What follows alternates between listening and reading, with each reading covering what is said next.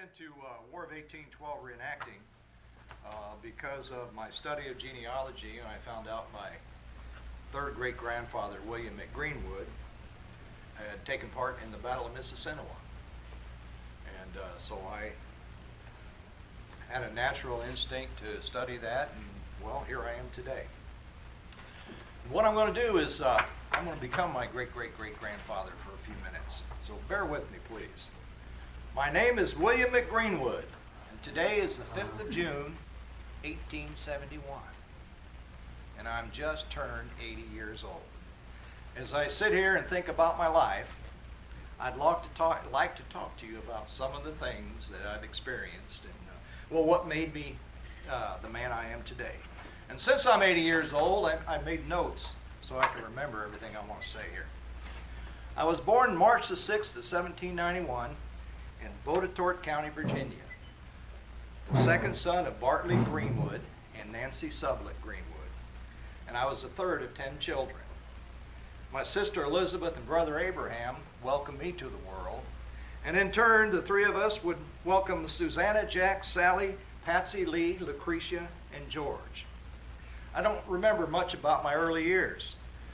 Well, from about 4 to 9 years old, I suppose I was just like any other boy that grew up in the hills of Virginia. I enjoyed playing with my brothers and sisters, and of course there was always a lot of work to do to keep the family fed. My father, Bartley, served in the Revolution in the Virginia line. Now, he went in at the age of 16 because his father was ailing and he went in to replace him. He never spoke much about his army time. And well, my family was listed in the 1790 census in Charlotte County, Virginia, and 1800 in Stokes County, North Carolina. And the family located to Lincoln County, Kentucky in 1801 and lived on a farm near Crab Orchard.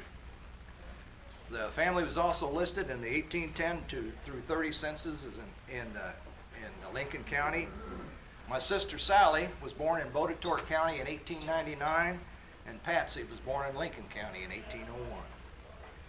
Now, my last name is McGreenwood.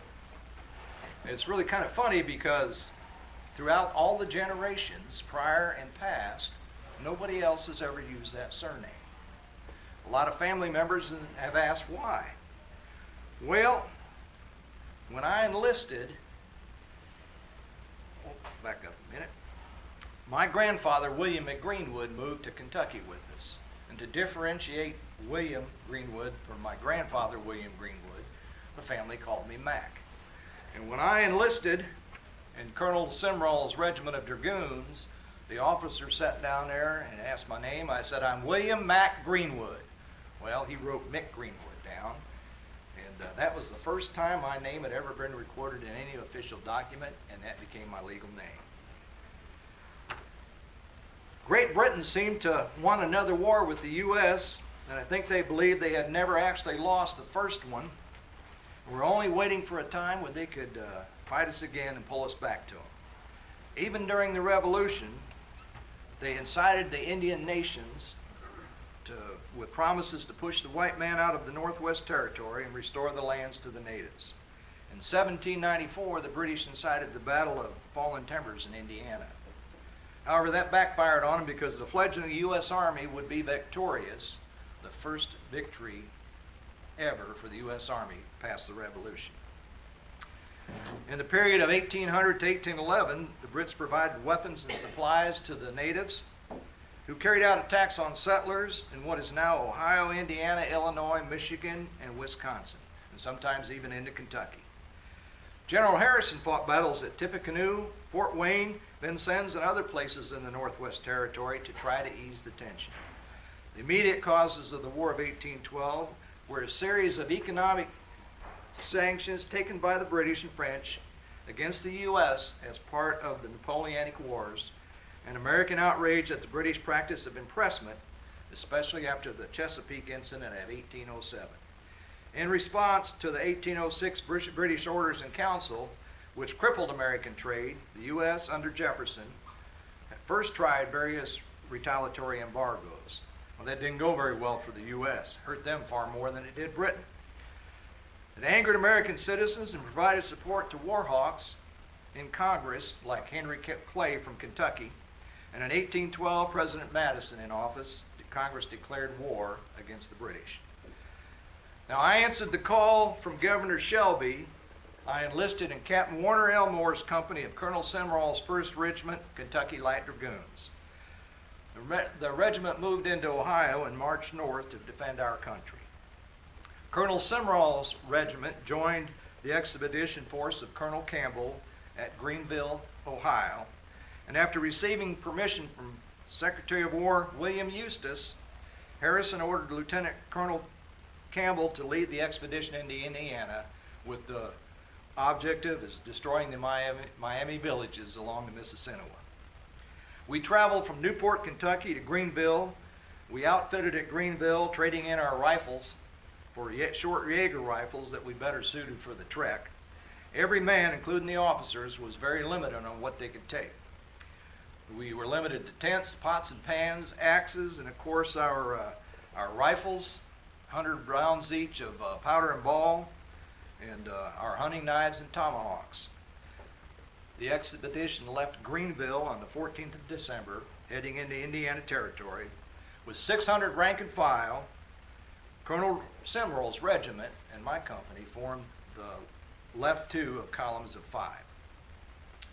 Early on the morning of the 17th, the expedition was undiscovered, had reached an Indian town on the Mississinewa, inhabited by a mixture of Miamis and Delawares, and the troops rushed into town, killing 8 warriors and took 42 prisoners, 8 of whom were warriors and the rest were women and children. And we immediately burned the village to deny it being used by the enemy. That evening, we set up camp near the Mississinewa. Colonel Campbell's forces were set up in a rough square with the front facing the river.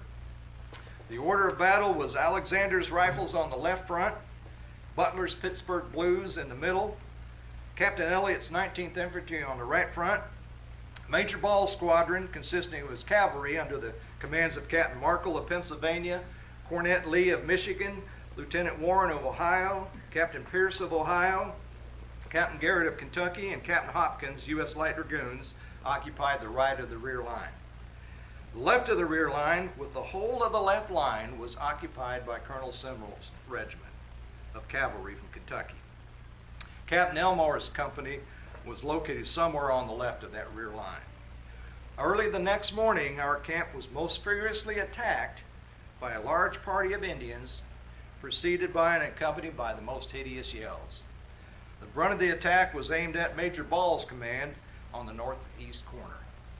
A redoubt was located there, and it was manned by Captain Benoni Pierce and his sentinels. Captain Pierce was killed almost instantly, and his sentinels had to make a hasty retreat back to the square. Our regiment was posted on the side opposite the attack, and we were ordered to remain at our post. Captain Trotter's company, well, they got called forward to help out. But our sergeants and officers maintained good order and wouldn't let us go. My company only lost 1 man. Second Sergeant Thomas Smith was wounded and later died of his wounds. Altogether, the expedition lost 8 killed and 48 wounded. Eventually, the Indians were defeated and the dead buried. Then we began the long journey back to Greenville, Ohio, carrying the wounded and herding about 40 prisoners. It being late December, it turned terribly cold. Colonel Ball was worried that his force would be attacked from the rear or from the flanks, so he ordered a forced march through the deep snow. He realized the prisoners were holding us up, so he ordered the men to unseat their horses and put the women and children on the horses. He ordered stops only at night, but he kept, nobody got any sleep because he kept half the soldiers on guard and the other half building redoubts. Of the 550 men or so on the march, over 350 suffered frostbite. I have never been as cold as that, and never been as cold since. The column finally reached Greenville on the evening of the 24th of December. Colonel Sumrall's regiment was so badly affected by frostbite that the regiment was disbanded, and many of the survivors returned to Kentucky. Now, I had a fine horse on that expedition, and I lost it in the service of my country. She was the best horse I ever had. In the month of October 1812, Private John Chisholm and I were posted as sentinels along the march, somewhere between Fort Defiance and Fort St. Mary's and the Auglaize River. We were ordered by our officer to dismount and perform as sentinels, during which time, while we were on duty, our horses disappeared. It is believed that maybe they were taken by the Indians. In February of 1832, John Chisholm and I filed a claim for the loss of our horses. That claim went all the way to the House of Representatives in Washington, but apparently they didn't believe us because they denied the claim. I was discharged from that enlistment on the 28th of February 1813 and returned to my family in Kentucky. Well, the war wasn't over yet. I enlisted again in Captain James Davidson's company of the Kentucky Militia on the 20th of May 1813, and I enlisted for 6 months. Our company was part of Colonel Johnson's regiment of Kentucky sharpshooters. The invasion force came together on the shores of Lake Erie near Toledo. My regiment again traveled north and stopped at Fort Jennings and Meigs on our journey to get there. On the 27th of September, the whole army of nearly 3,500 men embarked and set sail for the Canada shore. Some of the boys from Pennsylvania decided they didn't want to go. They believed that they didn't come into the army to fight outside the United States. General Harrison addressed them, trying to get them to come along, but they still wouldn't go. So he replied to them, "Thank God I have Kentuckians enough to go without you."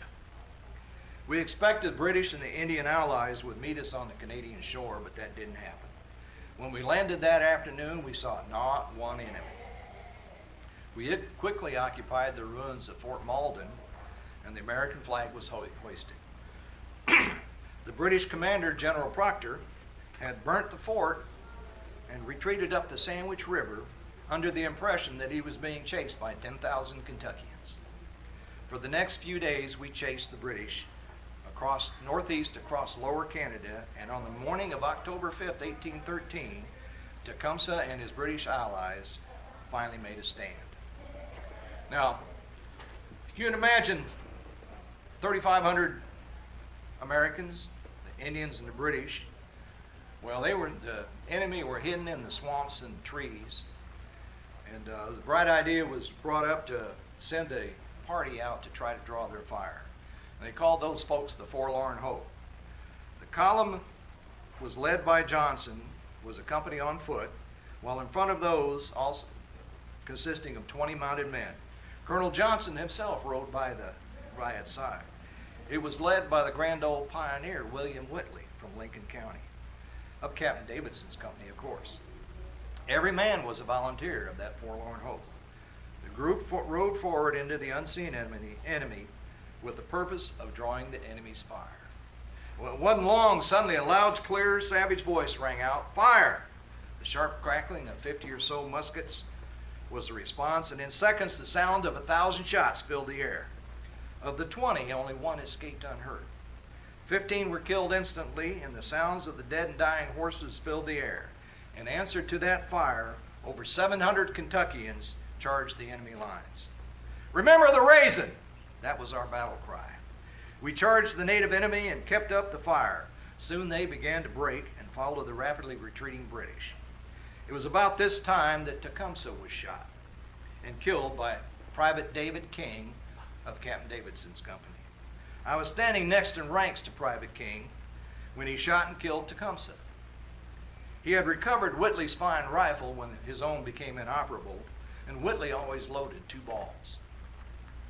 An Indian turned to fire at Private King, and Private King shot him first, hitting him in the left breast. Later, we found that body, and sure enough, 2 bullet holes under the left nipple. General Harrison and 2 British officers rode up, and the British officer says, "Yeah, I believe that's Tecumseh." The other thought it was him also, and later exclaimed, because Tecumseh was killed where Johnson made his charge, Johnson got the credit for killing Tecumseh. Private King, he didn't care for the accolades one way or another, so he never said anything. When Johnson was shot, he rode his severely wounded horse back, and as soon as his aide pulled him off the horse, he pulled his brace of pistols off the saddle, and neither had been fired. So how could he have killed Tecumseh? Anyway, the death of Tecumseh routed the Indians in this fearful onslaught. I was discharged again from my second enlistment on 19 November 1813, and tired of war, I hastened to my home. After returning from military service, I farmed with my parents for a while, and in 1814 I married Elizabeth Legg, born August 3rd, 1796 in Virginia. Elizabeth was the daughter of John and Elizabeth Emmerich Legg. She was the sister of William Legg, who served with me in Captain James Davidson's company in the Regiment of Kentucky Mounted Infantry. He stood next to me in the line at the Battle of the Thames. In 1814, I moved my wife and myself to Stephensport Township, Breckinridge County, Kentucky, and started farming. Did a lot of things there too. February 15, 1819, I was appointed as a surveyor and ordered to survey the road from Boers Ferry to opposite Isaac Finch's old place. On November 19, 1819, I was appointed a constable. I continued to farm, and in 1826, Thomas Greenwood and myself, along with others, were marking roads between Brandenburg and the Meade-Breckinridge County line. I performed my civic duty, inventorying estates for deceased neighbors, surveying, and voting. In 1828 and 1832, I voted for Andrew Jackson. In January of 1828, my cousin Thomas and I built a 40 by 15 foot flatboat. On each side there was a bronghorn sweep and a tiller in the stern. We also loaded several stout poles that we could use to push off from snags and sandbars and as such. The flatboat had a circular firebrook hearth in the stern on which to cook our meals, and we loaded our provisions and firewood. We gathered together the fruits of our labor and loaded aboard several seasons worth of prime furs, 12 hogsheads of tobacco, and a dozen barrels of fine Kentucky bourbon, along with various and sundry goods and products from our farms. We must have had 20 tons aboard. As soon as the boat was loaded, we pushed away from the south bank of the Ohio, and thus began our journey to New Orleans. Now, we expected to take 4 or 5 weeks, and probably just as long to walk back to Kentucky. The river was high due to the late winter melt-off and rains, and we expected the journey would be pleasant, but not without danger. We would have to be on constant lookout for snags and sandbars all along the way, not to mention the danger of being overtaken by river pirates, who knew the flatboat would be loaded with valuable goods and would not question to murder the crew and steal the goods. We slipped quietly by Cave and Rock, a notorious hideout for river pirates. In fact, we saw the smoke from their cooking fires as we slipped by. Once on the Mississippi, we had to keep a close watch. My neighbors back in Stephensport warned me to never let a stranger on the boat. We heeded these warnings and traveled unmolested until just south of Memphis. We had stopped to resupply in the town, and as we pulled out, we noticed we were being followed by a smaller flatboat and a couple of canoes. Our boat was much heavier and slower, and the flatboat slowly closed the distance. About that time, we came to a small island, and the fellows in the canoe, well, they scooted on the right side of the island where the water was a little quicker. And suddenly I noticed, as we came around the island, I noticed a pair of hands come up on the side of the boat. And just then a face peeked over, and my partner shot that fellow between the eyes. He fell backward into the canoe and swamped it, and about that time the smaller flatboat got caught on a snag, and after a few well-placed shots at them, they kind of gave up the chase, and we were safe. We had been warned about tying up at the river ports all along the way, especially at Natchez. We floated past this town during a full moon and were safely on our way. We ran aground several times on sandbars, and the river current would reverse the boat till our bow our stern rather was facing downstream. So it was get out the poles, tie off to a snag, and work our way around so we had the front of the boat pointing downriver again. I never was so glad to see the levees of New Orleans. And 4 weeks and 3 days after we left Stevensport, we tied up at the dock in New Orleans. We sold all of our goods to a merchant, and I even sold the flatboat to a lumber merchant. That was the case back then, because you couldn't pole that boat back up river. And it was very common for that to happen. I wonder how many trees began as seeds in Kentucky and ended up in the finest homes in New Orleans. As soon as we sold our goods and the money in hand, well, we had to get back to Kentucky. So we started out our journey on the Natchez Trace. We had been warned to look out for villains along our journey.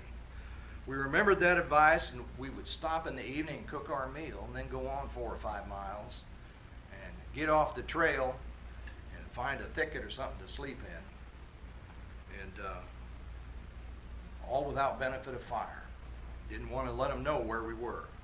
Our journey took about 17 days until I darkened the door of my home again. I eventually made 2 more trips down the Mississippi River to New Orleans, and each time the 600 miles, to return the 600 miles on foot. Now, I never cared too much for the institution of slavery. When I married and moved to Meade County, I did not own slaves. I brought no slaves.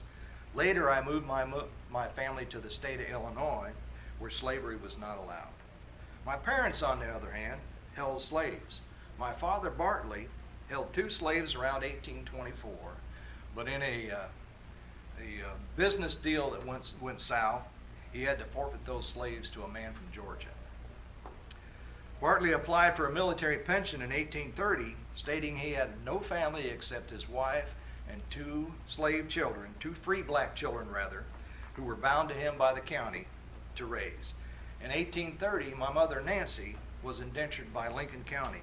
This indenture read, "Doth bind a Josephine, a girl of color, aged 13 years, on the 25th day of September, 1839, until she arrives to the age of 18 years to the said Nancy Greenwood, to have the art, trade, and mystery of spinster, and the said Greenwood doth covenant that she will treat the said Josephine with humanity, and teach the said Josephine, or use her utmost endeavors so to do the art, trade, mystery of spinster, and the said Greenwood further covenants that she would all times furnish the said Josephine with good, wholesome, and decent lodging and clothing suitable to the different seasons of the year, and the said Greenwood further covenants that she will teach the said Josephine, or cause her to be taught to spell words so as to read the New Testament with faculty, and to pay her $20 and a decent set of new clothes at the expiration of her time of service." I wondered what happened to that girl Josephine. Our country would later fight a bloody civil war over the issue of slavery. In 1832, I left Kentucky and moved my family to Schuyler County, Illinois. I brought my wife Elizabeth and my children John, Bartley, William, and Lewis to this fertile land. I left 2 of my children, Joseph and Elizabeth, buried in Kentucky. I remained in Schuyler County just a short time. That county was getting too full, and land was getting expensive. My son Thomas was born in Schuyler County, Illinois. My oldest daughter Sophia married George Emmerich in Schuyler County on the 1st of January, 1834, and they followed the young nation to Oregon Territory. I never saw her again. In 1835, I moved to Mercer County, Illinois, within the military tract. Established in 1812 as a reward for volunteer soldiers of the War of 1812, the military tract was bordered by the Mississippi River to the west, the Illinois River to the south and east, and a line stretching from Muscatine, Iowa to the Illinois River on the north. I followed former neighbors from Kentucky to Mercer County and eventually settled in North Henderson Township. My children Carolyn and George Washington would be born in our new home. Mercer County was organized in 1835, and I'm proud to say the first school term was held in my house, taught by John Wilshire. I never had such much formal education. It was determined my children would be educated. I bought and established a homestead and farm and obtained land warrants And in 1837-39, I bought several tracts of land totaling 390 acres in Mercer and Henderson counties. And in 1850, I finally received a land grant of 80 acres for my service in the War of 1812. I farmed successfully for over 35 years, and my family prospered. During that time, I weathered economic hard times, blizzards, floods, prairie fires, and in 1861, our nation would fight another war. This time, we were our own enemy, fighting the southern states over the issue of slavery. I had enough of war and was too old to go. However, my two youngest sons joined the Union Army. I'm blessed that both of them returned to Mercer County alive. I retired a few years ago, and now my oldest son, John, and his sons run the farm along with his own place. He's been a successful businessman and now owns a fine farm of over 1,200 acres in Suez Township. My family has spread to Oregon, Kansas, Washington, and continues to grow here in Mercer County, where I have several successful grandchildren. So here it is, June the 5th, 1871, and I am past 80 years in life. My darling wife Elizabeth passed away in October 1860 and is buried in the Pioneer Cemetery in Section 5 of this township. The spot next to her awaits my final day of life. That's it.